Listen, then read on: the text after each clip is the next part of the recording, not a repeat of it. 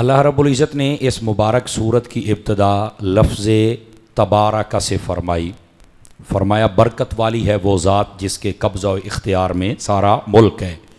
और इस बात पर पिछले जुमातुल मुबारक में मैंने तफसील के साथ गुफ्तगू की थी कि सारी कायनात का हकीकी तौर पर मालिक अल्लाह है और वो अपने फ़ज़ल से कायनात वाले लोगों को कुछ न कुछ हकूमत और मुल्क और बादशाही और सल्तनत और मालो दौलत और इख्तियार अता कर देता है। तो जैसे यहाँ पर शिरक नहीं आता कि अल्लाह ने अपने आप को भी सारे जहाँ का मालिक कहा और बादशाह कहा, और हमारे यहाँ दुनिया में बहुत सारे मुल्कों के बादशाह बने हुए हैं, अगर यहाँ शिरक नहीं है तो फिर जब अल्लाह ताला अपने नबियों को और वलियों को इख्तियार देता है और शाने देता है और कमाल देता है, उनको बयान करने से या मानने से फिर शिरक कहाँ से लाजिम आ जाएगा। जैसे यहाँ पर ये मानते हो ना कि जितना भी मुल्क है और बादशाही है वो अल्लाह की है हकीकी तौर पर, हाँ अल्लाह है जो आगे लोगों को अता करता है, तो इसी तरह जितने इख्तियार हैं, जितनी ताकतें, जितने इल्म और जितनी क़ुव्वतें हैं, इनका हकीकी तौर पर मालिक अल्लाह है। लेकिन हाँ अल्लाह ताला अपने नबियों को भी अपने फजल से अता फरमा देता है, अपने वलियों को भी अता फरमा देता है। जो जैसे यहाँ शिरक नहीं वैसे वहाँ भी शिरक नहीं है। ये असल मुसलमानियत है और ये कुरान व हदीस को समझना होता है, वरना ऐसे ही लोग शिरक के फतवे लगा के भाग निकलते। ये जो लफ्ज़ तबारक का फरमाया, इसकी तफसीर में उलमाए कराम ने बड़ी ख़ास बातें इरशाद फरमाई जो आपकी खिदमत में अर्ज़ करनी है। तबारक का माना बरकत, और इस बरकत से मुराद ये है, उलमा फरमाते हैं वो बरकत जो हिस्सी भी हो और मानवी भी हो, यानी किसी को नज़र आए तब भी माननी पड़ेगी, ना नज़र आए तब भी माननी पड़ेगी कि सारी बरकतों का मालिक अल्लाह ही है। ये याद रहे, ये पहली बात। अब इसका मतलब क्या है? इसका मतलब ये होता है जब लफ्ज़ तबारक का कहा जाए तो इसका मतलब ये होता है कि अल्लाह ताला की अज़मत और अल्लाह ताला की शान और अल्लाह ताला के इख्तियार व कुदरत के एतबार से कोई भी, यानी जितनी भी ज़ात व सिफ़ात की बातें हैं, इन एतबार से कोई भी अल्लाह की ज़ात के हमसर कभी हो सकता नहीं। इसी वास्ते उलमा ने फरमाया कि ये जो लफ्ज़ तबारक का है ये अल्लाह की ज़ात के अलावा किसी के लिए नहीं बोला जा सकता, क्योंकि इसका माना क्या होता है? ऐसी ताज़ीम, ऐसी कुदरत, ऐसा कमाल जिस पर कमाल भी खत्म हो जाए, और ये सिर्फ अल्लाह के लिए माना जा सकता है, किसी और के लिए नहीं माना जाए। ये तबारक का रब के लिए है, बरकत सब के लिए है। अल्लाह ताला जिस पर चाहता है अपनी बरकत के दरवाजे खोल देता है। तो ये जो तबारक का है ये रब के लिए है, और जो लफ्ज़ बरकत है ये सब के लिए है। वो भी जिस पर अल्लाह चाहे तो अपनी बरकत को नाजिल फरमाता है। ये पहली बात। अब दूसरी बात भी बड़ी समझने वाली, उलमा फरमाते हैं ये जो अल्लाह ने फरमाया ना कि बरकत वाली है वो ज़ात जिसके कब्ज़ा इख्तियार में सारा मुल्क है, फरमाया कि इसका एक माना यह भी है कि अल्लाह ताला, अब ये दूसरा माना आ गया जो समझा रहा हूं, यह तफसीर रूहुल बयान में लिखा हुआ है। फरमाया बरकत वाली वो ज़ात है जिसके कब्ज़ा इख्तियार में सारी कायनात की बादशाही है। इससे मुराद मानवी तौर पर यह भी है कि बरकत वाली वो ज़ात अल्लाह की है जिसने अपने महबूब को नबूवत के जरिए से सारी कायनात का मालिक और बादशाह बना दिया है। अब आ गया ना वो माना जो मैंने पहले बयान किया था। तो ये सिर्फ एक माना बयान करके भाग निकलना और तफासीर को ना पढ़ना, ये कहां की बात है? आका करीम सल्लल्लाहु अलैहि वसल्लम अल्लाह की अता से इस कायनात के बादशाह हैं और इस कायनात पर आपका कब्जा और इख्तियार है, और ये सारी कायनात अल्लाह रब्बुल इज़्ज़त ने अपने हबीब को बतौर तोहफा और गिफ्ट अता फरमा दी। यार देखो ना, जब अपनी जात ही नहीं छुपाई तो कायनात क्या चीज है? तो ये यहां पर ये दूसरा माना इस आयत तय्यबा के इस हिस्से का जो मैंने आपकी खिदमत में आज तिलावत की है, लफ्ज़ तबारक का। ये दो बातें आपके सामने आ गई।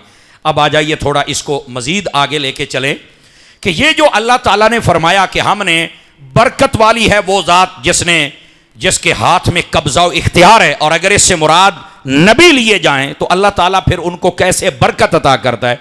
फरमाया जब अल्लाह नबी को नबूवत अता करता है तो दो ही रास्ते होते हैं। जो नबी के मुत्तबे होते हैं, इत्तिबा करते हैं, पैरवी करते हैं, अल्लाह ताला उनको भी इज्जत अता कर देता है, और जो नबी की मुखालफत करते हैं अल्लाह ताला उनको जलील फरमा देता है। यह बरकत के इजहार की एक सूरत यह भी है कि जो नबियों का फर्मा बरदार बन जाए अल्लाह ताला उसको इज्जत अता करता है, और जो नबियों का नाफरमान बन जाए अल्लाह उसको जलील कर देता है। यह जब इजहार हो जाए तो समझ लो कि आपको इताअत वाली जिंदगी में कि आपको नबूवत की बरकत मिल गई है और आप नेक आमाल कर रहे हैं। अब आ जाइए जरा दूसरी बात आपकी खिदमत में अर्ज करें। ये जो हम जितने बैठे हैं यहां बरकत वाली जात अल्लाह की है और हर कब्जा इख्तियार उसके पास है, और दूसरे नंबर पर वो नबियों को अता करता है। हम सब जितने बैठे हैं हमारा भी तो दिल करता है कि हमारे पास भी कोई कब्जा हो, कोई इख्तियार हो, हमारे भी कोई चीज ताबे हो जाए, दिल करता है ना। अब सुनिए, हदीस कुदसी तफसीर रूहुल बयान में लिखी है, अगर कोई बंदा ये चाहे कि मेरे भी कब्जा इख्तियार में कुछ आ जाए और मैं भी कोई साहिब फजल और साहिब इज्जत और साहिब करामत बन जाऊं, तो हदीस कुदसी में है, अल्लाह रब्बुल इज्जत इरशाद फरमाता है, ये बड़ी सुनने वाली बात है, फरमाया या दुनिया अखदिम मन खदमानी, अल्लाह फरमाता है ए दुनिया उसकी गुलाम बन जा जो मेरा गुलाम बन गया है। ये हदीस पाक बज़ाहिर दो लफ्ज़ हैं और हकीकत में बता दिया कि तुम इस कायनात के बादशाह कैसे बन सकते हो, इस दुनिया को अपना गुलाम कैसे बना सकते हो। फरमाया जब तुम अपने रब के गुलाम बन जाओगे, फरमा बरदार बन जाओगे, इताअत गुजार बन जाओगे, तो ये हर चीज तुम्हारे कब्जे में खुद ब खुद आ जाएगी। और यहां पर मैं आपको बात बतलाऊं तो आप हैरान हो जाएं, उलमा फरमाते हैं जब बंदा अल्लाह से डरता है तो हर चीज उससे डरती है।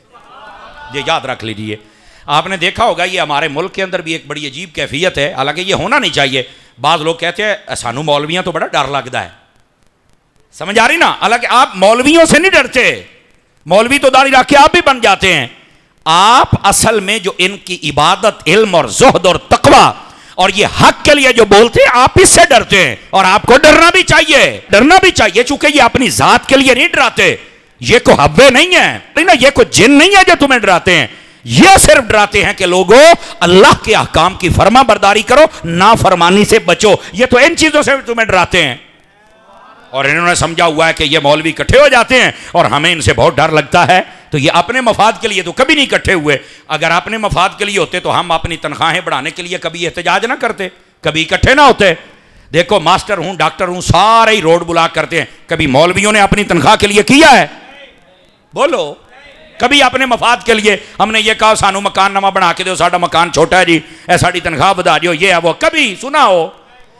जब भी अगर मौलवी बोलता भी है तो अपनी जात के लिए नहीं, ये बोलता है या खुदा के लिए या मुस्तफा के लिए। ये लोग भी अगर समझें कि जनाब सानू डर लगता है, तो पुत्र फिर तेनू डरना चाहिए है, फिर आपको हकीकत का नहीं पता है। तो बात जो समझाई समझ चुके हैं आप हजरात। अब आ जाइए अजीजा ने गिरामी कद्र, फरमाया बरकत वाली है वो जात जिसके कब्जा इख्तियार में सारा मुल्क है, सारी बादशाही है। और उसके बाद क्या फरमाया, वाहुवा अला कुल्लि शैइन कदीर, फरमाया वो अपनी शयान शान हर चीज पर कादिर है। इधर देखें मेरी तरफ, आपको एक मसला समझाऊं। यहां बाद लोग कहते हैं अल्लाह हर चीज पर कादिर है, जुमला ये भी ठीक है, लेकिन एहतियात ये है कि अल्लाह ताला अपनी शयान शान हर चीज पर कादिर है, अपनी जोश के शान के लायक है। अब जो कहता है, उलमा फरमाते हैं, ये सूफिया ने नुक्ता दिया है, वो सूफिया कहते हैं अगर कोई बंदा ये कि अल्लाह हर चीज पर कादिर है, तो क्या माज अल्लाह झूठ बोलने पर भी कादिर है? बोलो ना। अब ये देखो बारीक बात है, ये जब हम दर्स निज़ामी करते ना तो ये 7वें साल में बात पढ़ाई जाती है, और मैं तकरीर के 7वें मिनट में आपको समझा रहा हूं। समझ आ रही है? जुमे पढ़ने का ये फायदा होता है। तो ये बातें जो हम 7-7 साल बाद पढ़ते हैं, हम आपको कोशिश करते हैं कि जल्दी में आसानी से समझा दिया जाए। तो मैं बात ये बतला रहा हूं कि यह तर्जमा करना है कि अल्लाह ताला कादिर है हर चीज पर अपनी शयान शान। जो चीजें उसके शान की लायक नहीं वो उसकी कुदरत में दाखिल ही नहीं, वो उसकी कुदरत में दाखिल ही नहीं, क्योंकि उसकी कुदरत इतनी अरफा वाला है कि जितनी रजील चीजें हैं, घटिया चीजें हैं, उसने उनको अपनी कुदरत के करीब आने दिया ही नहीं है। तो यही तो मसला है, अब ये बड़ी बारीक बात है। आपको पता है, आप कहते हैं ये सुन्नी बरेलवी क्या होता है, ये क्या झगड़े हैं? उन झगड़ों में से एक ये भी है, बरेलवी हजरात का ये अकीदा है कि अल्लाह रब्बुल इज्जत उसकी तरफ झूठ की निस्बत करना या ये कहना अल्लाह झूठ बोल सकता है, ये बंदा दायरा इस्लाम से खारिज हो जाता है।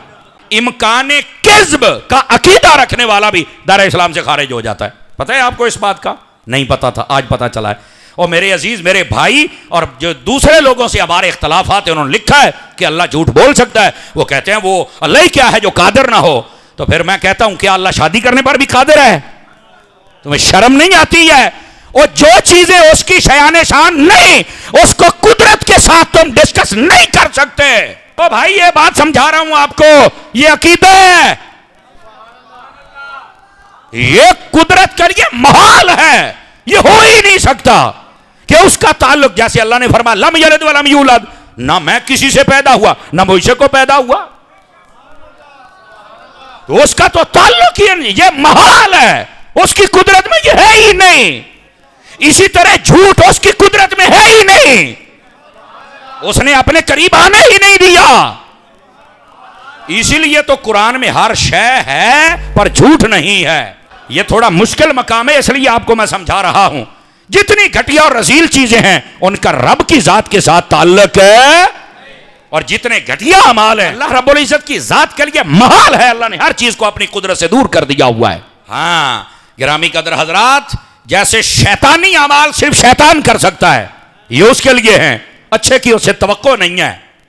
और वैसे ही अगर आप रहमान को देखें तो हमारे रहमान से सिर्फ अच्छाई की तवक्को है, बाकी किसी चीज को उसने अपनी जात के करीब आने दिया ही नहीं। तो अल्लाह ताला कुदरत रखता है हर चीज पर, लेकिन अपनी शयाने शान।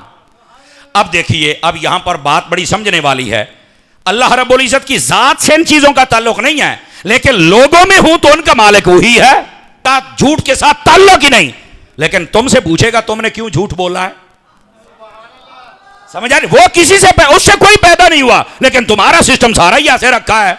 और यही तो फर्क है अल्लाह में और हम में।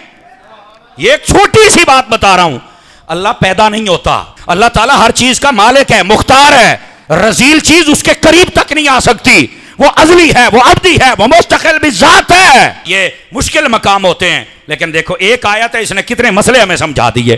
तो अर्ज करने का मकसद ये है, जितनी अच्छाई वाली चीजें हैं, जितनी कमाल वाली चीजें हैं, जितनी फजल वाली चीजें हैं, उन सब का ताल्लुक रब के साथ है, और जितनी रजील चीजें हैं उनका ताल्लुक रब के साथ नहीं हो सकता।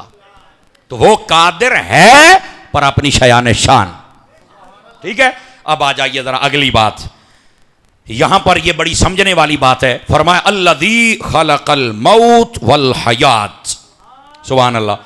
फरमाया रब वो है जिसने मौत और हयात को पैदा कर दिया है। ये दो लफ्ज हैं, दो लफ्ज, इनको जरा समझना होगा। मौत और हयात अहले सुन्नत के नजदीक क्या हैं? याद रख लीजिए, उलमा फरमाते अहले सुन्नत के नजदीक ये सिफत वजूदिया है। क्या मतलब? ये हैं, तुम्हें नजर आए चाहे ना आए। मौत मुझे नहीं नजर आती, बेशक ना नजर आए पर है। हयात तुम्हें नजर नहीं आती, ना नजर आए पर है। कहता कैसे? मैंने कहा जैसे गर्मी और सर्दी नजर आती है। भाई गर्मी और सर्दी का कितना काट काट है, कैसा वजूद है, कैसी शक्लो सूरत है। कह नहीं यार ये तो मुझे नहीं नजर आती। तो मैंने कहा मानते हो? कहा मानता हूं। तो मैंने कहा इसी तरह मौत और हयात नजर आए चाहे ना आए, मानना अल्लाह अल्लाह तो खैर सल्ला। अब इसका वजूद पाया जाता है। और मैं आपको बात बतलाऊं, आप हैरान हो जाएंगे। आपको पता है अल्लाह रब्बुल इज्जत ने मौत को किस शक्ल में पैदा किया हुआ है और हयात को किस शक्ल में पैदा किया हुआ है? हमें नहीं ना पता। मौत को मेंढे की शक्ल में, दुम्बा होता है ना दुम्बा, इस शक्ल में मौत को पैदा किया हुआ है। और जो हयात है इसको घोड़ी की शक्ल में पैदा किया हुआ है। यह तफसीर रूहुल बयान से बता रहा हूं, मैं को गप नहीं सुना रहा भाईजान। इनको पैदा किया गया है और ये इसकी सूरतें और हदीस में है। तवज्जो है जी हजरात? क़यामत वाले दिन जब सब के फैसले हो जाएंगे, मौत को भी मौत आ जाएगी। और वो कैसे आएगी? मकाम आराफ उस जगह का नाम है। फरमाया वहां पर उसको लाकर मेंढे की सूरत में आएगी और उसको ज़िबा कर दिया जाएगा। तो मौत किस शक्ल में पैदा की हुई है, और जो हयाती है वो किस शक्ल में है। बल्कि तफसीर रूहुल बयान में तो एक ऐसी बात लिखी है, अब हकीकत तो अल्लाह ही बेहतर जानता है, लेकिन बात बड़े कमाल की है। वो फरमाते हैं ये जो हयात होती है ना, हयात, ये वो सवारी है जिस पर जिब्राइल को भी अल्लाह सवार करता है और सारे नबियों को भी अल्लाह सवार करता है।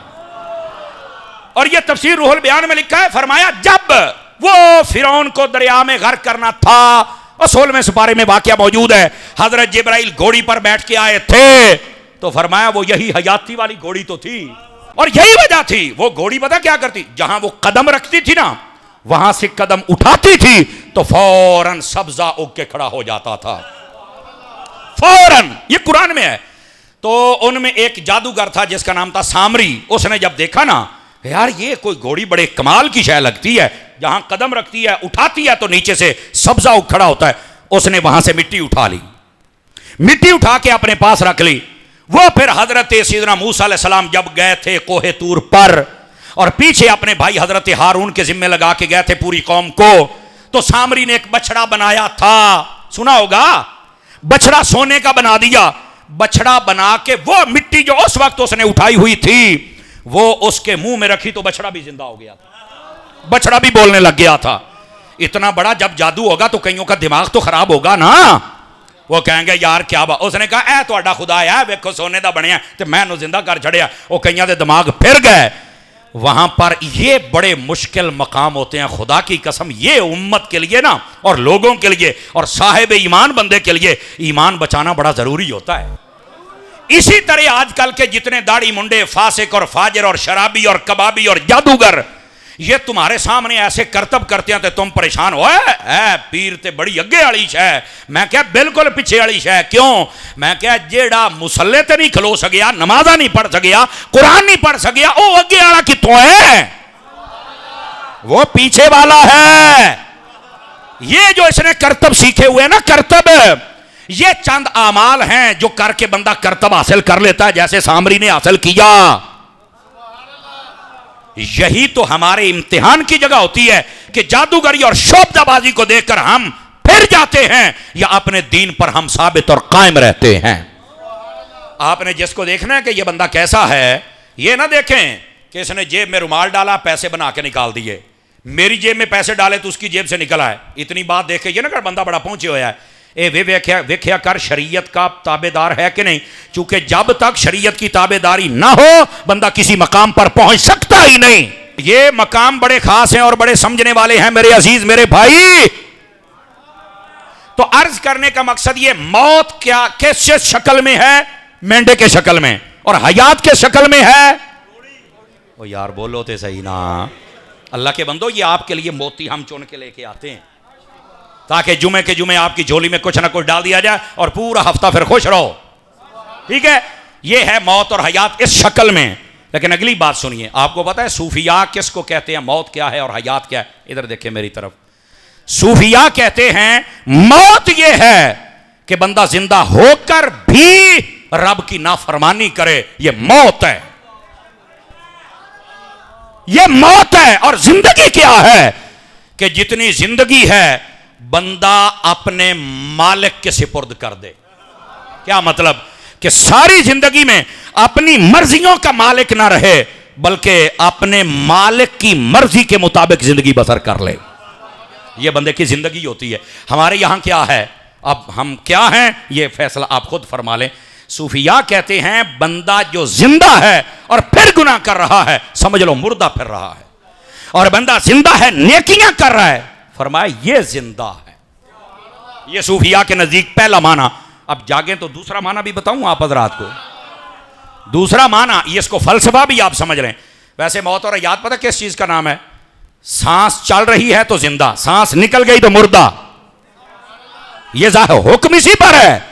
लेकिन सूफिया फरमाते हैं जो बंदा गुनाहगार है वो मुर्दे की मिसल है, और जो नेकोकार है वो जिंदे की मिसल है।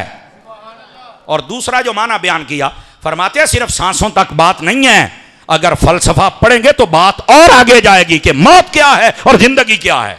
कहा वो कैसे? फरमा देखिए कुरान पढ़िए, आपको पता चल जाएगा कि बंदे मार के कब्रों में चले गए और अल्लाह फरमाता है इनको जिंदा कहो। आप कहेंगे ये कहां लिखा हुआ है? भाई दूसरे पारे में है। अल्लाह ने ये नहीं फरमाया वला तक़ूलू लिमन युक़्तलू फ़ी सबीलिल्लाहि अमवात बल अहयाउन, फरमाया जो मेरी राह में शहीद हो जाए कभी मुर्दा ना कहना, ये तो जिंदा है। आप देखो ना, अब कई मुस्कुराने लग पड़े, भी गलती है, बंदा फौत होकर कब्र में चला गया, अल्लाह कहता है जिंदा है, तो साम वाली गाल किधर गई फिर? अब समझ आ रही है? और दूसरी तरफ नबी पाक ने जब कुफारे कुरैश को दावत दी ना इस्लाम की, तो वो बातें नहीं मानते थे, तो आका करीम अलैहिस्सलाम के कल्बे अथर पर गिरा गुजरा। अल्लाह ने फरमाया इन्नका ला तुस्मिउल मौता, फरमाया हबीब ए मुर्दे ए नहीं सुनेंगे, ए मुर्दे ने। अब बंदे चल रहे थे, जिंदा थे, सांसें ले रहे थे, और अल्लाह फरमाता मुर्दे। तो देखिए ना, अब आपका इंटरेस्ट बढ़ रहा है कि यार गलती है। देखो सांसें चलने ना चलने का नाम मौत है, हुक्म इसी पर है। लेकिन सूफिया के नजदीक माना क्या है कि जो गुनाह करता है वो मुर्दा है और जो नेकियां करता है वो जिंदा है। लेकिन वो फरमाते हैं उराफा इससे भी अगला कदम उठाते हैं, वो कहते हैं जनाबे मन बात ये है बंदे मर के कब्रों में चले गए, रब ने कहा जिंदा कहो, और बंदे जिंदा थे, रब ने कहा मुर्दा कहो। तो अब मौत और जिंदगी का क्या फलसफा? कह रहा यार ऐ तो मैनू कोई नहीं पता, तो मैं क्या पता होंदा तो सुननी ना होंदा। ये मसला समझो। अब शहीद मर के कब्रों में है, फिर भी कहा जिंदा कहो, और काफिर दुनिया में चल रहे हैं, फरमाया ये मुर्दे हैं।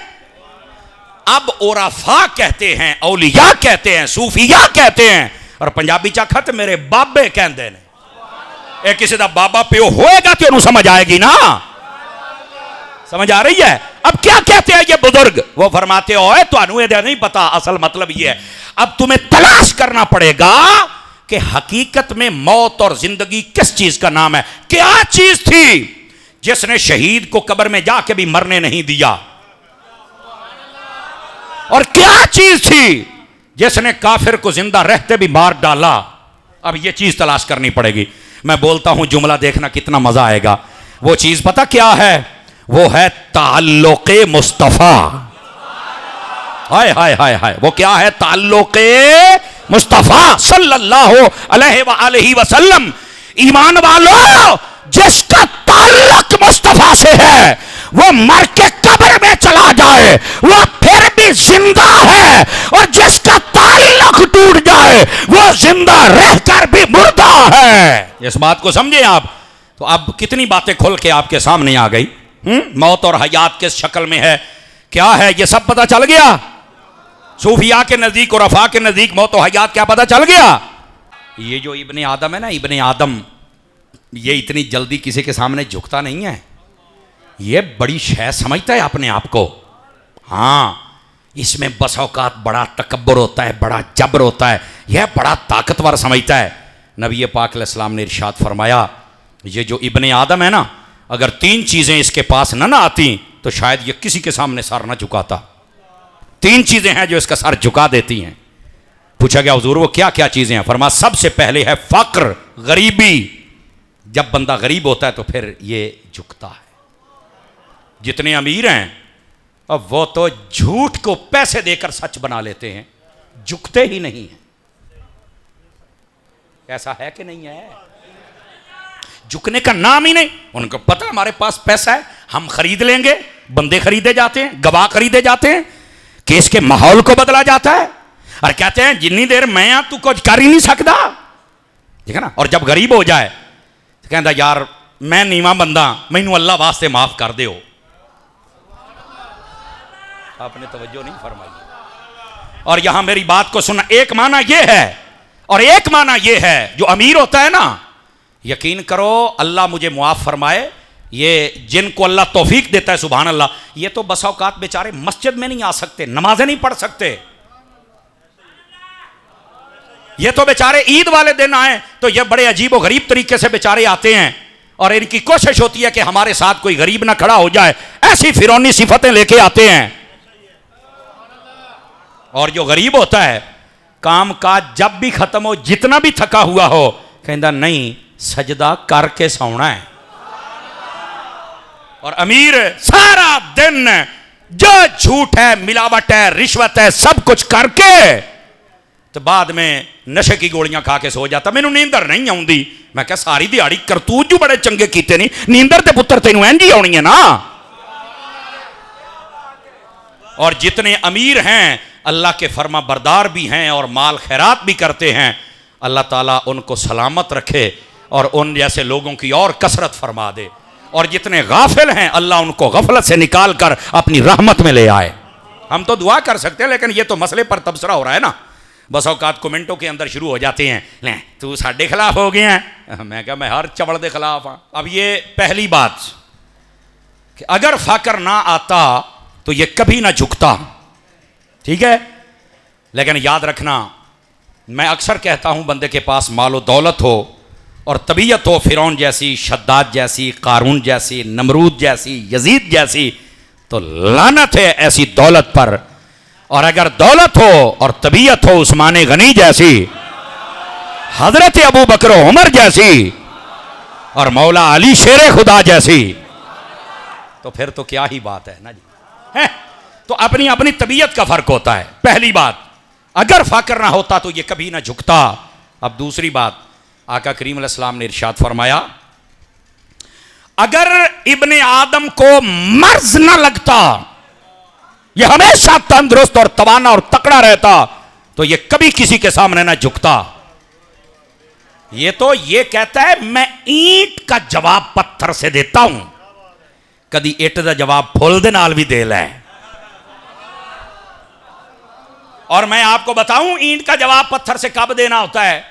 ये अपने बहनों भाइयों के लिए मसला नहीं है, ये अपनी जातियात के लिए मसला नहीं है, ये अपने मोहल्ले और इलाके के लिए मसला नहीं है कि ईंट का जवाब पत्थर से देंगे। ये पता किसके लिए है? ये जब कोई दुश्मन खुदा व मुस्तफा आ जाए और दुश्मन सहाबा व अहले बैत आ जाए, तो उसको कहो कि तू अगर ईंट लगाएगा तो हम पत्थर मारेंगे। यहां ये मसला है। वहां पर चुप करके बैठे रहते हैं, नहीं जेड़ा जिथे लगा लगा ही रहे, और अपनी गल आवे तो जनाब राह डक दिंदा, मैं इंज कर दियांगा, मैं इंज कर दियांगा। बंदे दे पुत्रा तेनू पता ही कोई नहीं। तवज्जो नहीं फरमा रहे आप हजरात। तो हमने अप्लाई जहां करना है, हमें पता ही कोई नहीं इस मसले का कि ईंट का जवाब पत्थर से कहां देना चाहिए। हजरत फारूक आजम के पास वो बंदा आया नहीं था, मुनाफिक, जिसने फैसला करवाया नबी पाक अलैहिस्सलाम से। तो नबी पाक ने यहूदी के हक में कर दिया। अब वो आ गया हजरत उमर के पास और कहता जी तुसी फैसला करो, नबी पाक अल्लाह मैनू पसंद कोई नहीं। तुमने आख्या अच्छा, फरमाया हुणे कर लेने आ। चुकी तलवार ते दो टोटे कर दिते। आई जवाब इट दा पत्थर दे नाल, जो मुस्तफा का नहीं वो हमारा भी। तो मैं अर्ज ये कर रहा हूं, आका करीम ने फरमाया अगर इब्ने आदम के पास तीन चीजें ना होती तो कभी ना झुकता। पहला फक्र, दूसरा मर्ज। हाँ, जब ये बीमार हो जाता है तो फिर झुक जाता है। फिर अल्लाह अल्लाह मुझे माफी दे दे, अल्लाह मैं कुछ नहीं, हुण तू ही तू है। ऐसे ही होता है ना। हाँ, वैसे बीमारी को भी बुरा नहीं कहना चाहिए, ये बंदे के गुनाह झाड़ने के लिए आती है, दर्जे बुलंद करने के लिए आती है। लेकिन बसा औकात बीमारी, ये जो लोगों का खून चूसा होता है ना, ये उनकी बद्दुआओं की सूरत में भी आती है। गरीबों का जो बहनों भाइयों का माल खाते हो ना, ये उनकी बद्दुआएं भी होती हैं। निरा ये ना कहा करके मेरे गुनाह माफ हो रहे हैं, ए होर तैनू वेलने च दिता जा रहा है। इत्थे भी रगड़ हो ते कब्र हाशर दे विच भी रगड़ हो। खुदा के बंदे, इसलिए डरा कर अल्लाह की रहमत से, अल्लाह के गजब से डरा कर अल्लाह की रहमत के करीब आने की कोशिश कर। ये दूसरी बात है। तो मर्ज बंदे को झुका देता है। मर्ज, बंदा थोड़ा सा बीमार भी हो जाए ना तो बंदा नहीं लड़ता, तकड़ा होवे ऐसे ही मोटरसाइकिल की ब्रेक मार के लड़ना शुरू कर देता है। और बीमार हो तो कहता जा यार तू डाढ़ा सही। ऐसे कहते हो कि नहीं कहते? तो पता मेरे को होना कोई। तो हुजूर ने फरमाया इब्ने आदम के पास ये तीन चीजें जब आती हैं तो ये नीचा होता है, वरना ना होता। और तीसरी चीज क्या है? फरमाया मौत। अगर इब्ने आदम को मौत ना आती तो ये किसी के सामने न झुकता। ये मौत है जिसने इब्ने आदम को झुका के रख दिया है। और मौत, इसने कहा था पहले दिन, ओ लोगों मैं शहरों को उजाड़ के रख देने वाली हूं, मैं कब्रिस्तानों को आबाद कर देने वाली हूं, मैं मां बाप को अपनी औलाद से जुदा कर देने वाली हूं और औलाद को अपनी मां बाप की गोद से निकाल देने वाली हूं, मैं मियां बीवी को जुदा करने वाली हूं, मैं महबूबों को जुदा करने वाली हूं, मैं दुश्मनों को भी जुदा कर देती हूं, यहां तक कि मैं हर चीज खत्म कर देती हूं और कब्र को आबाद करके रख देती। यह मौत ने पहले दिन कहा था। मेरे दोस्त, मौत को जायका कहा गया है। मुफ्ती अहमद यार खान नईमी ने कमाल कर दिया। वो फरमाते हैं अल्लाह के बंदे, जायका दो तरह का होता है, या मीठा या कड़वा। दुआ किया करो अल्लाह हमें मीठा जायका मौत का अता फरमा दे। तो फरमा वो कैसे मिल सकता है? मीठे जायके कैसे पता चलेगा? हमारे मुंह में कोई लड्डू डालेगा, शक्कर डालेगा तब पता चलेगा? फरमाया नहीं। क्या उसकी निशानियां हैं? फरमाया जब तुम सजदे में मरोगे ना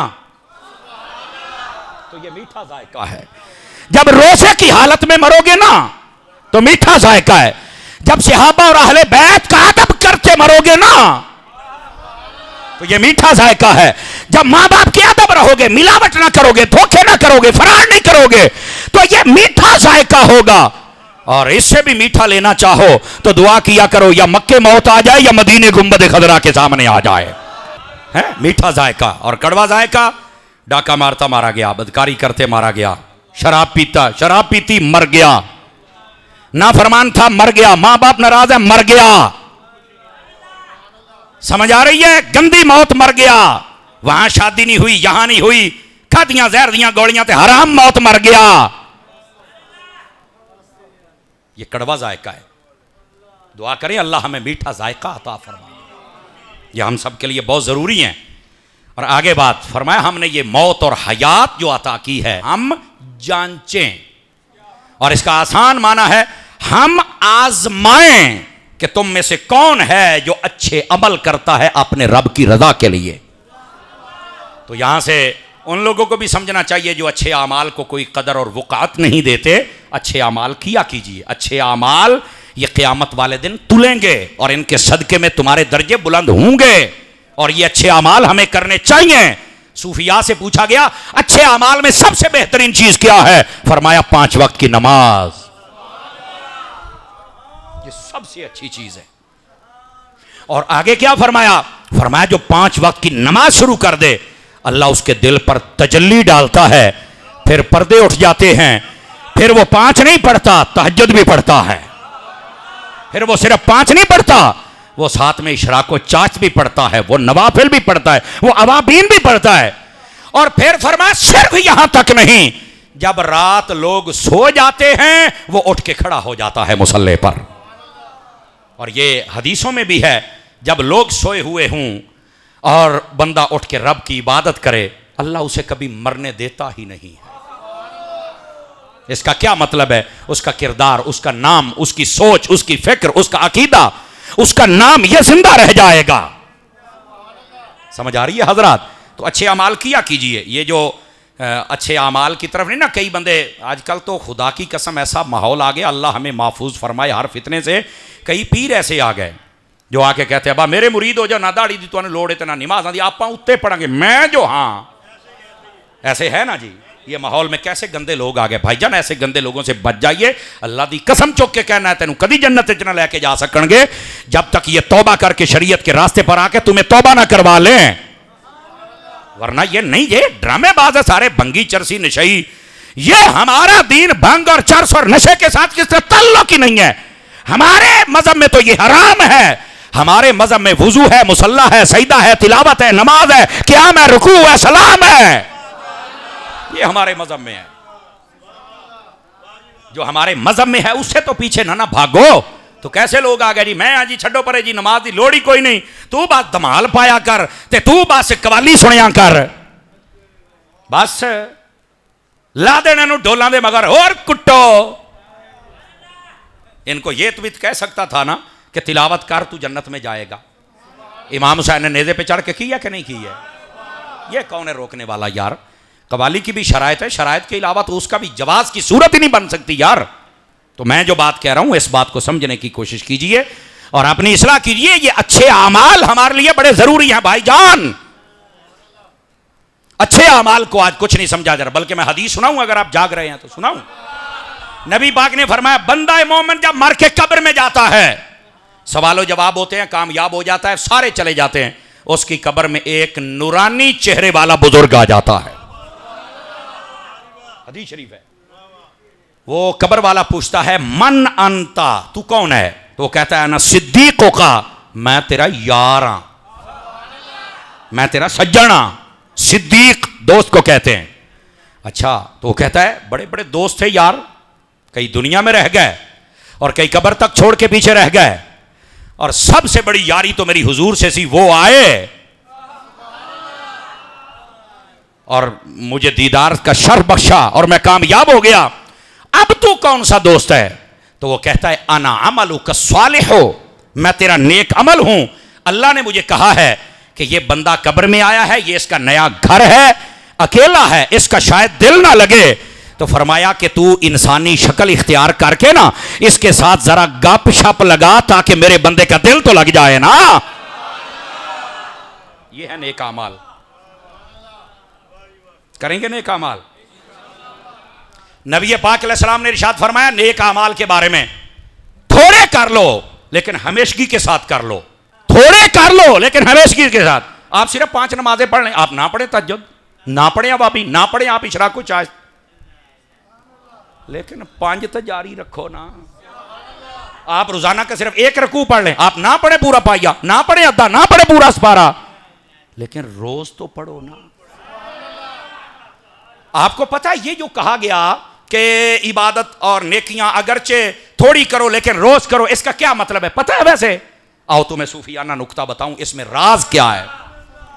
जैसे हमारा ये जिस्म है ना, इसको रोजाना हम जब खाना खिलाते हैं ना, तो ये रोजाना की तौर पे खा के तकड़ा रहता है। हमारी जो रूह है ना, रूह, उसकी गजा अल्लाह की इबादत है। और फरमाया रोजाना करो ताकि ये खाती रहे और तकड़ी रहे। ये राज है, ये राज है इसके अंदर कि रोजाना थोड़ी कर लो लेकिन करो तो सही ना, ताकि तुम्हारी रूह को ग़िज़ा मिलती रहे।